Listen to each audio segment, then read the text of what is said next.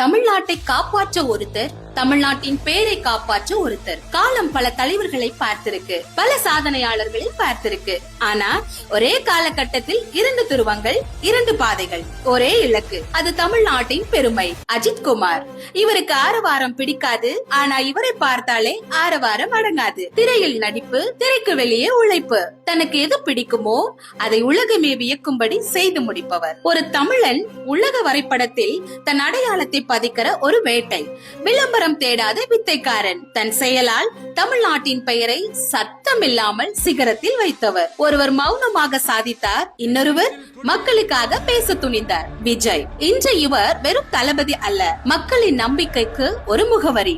நிழல் உலகத்தில் நிஜங்களை பேசியவர். இன்று நிஜ உலகத்தில் மாற்றத்தை விதைக்க வந்திருக்கிறார்.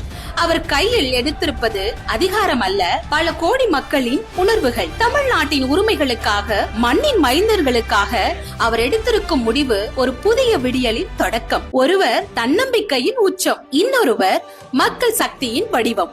அஜித் உலக அரங்கில் தமிழ்நாட்டின் பெருமை. விஜய் தமிழக மக்களின் உரிமை குரல். இருவரும் வெவ்வேறு திசைகள், ஆனால் இருவரும் தமிழ்நாட்டின் இரு கண்கள். இவங்க 2 பேருமே நமக்கு சொல்லிக் கொடுக்கிற பாடம் ஒன்றுதான்.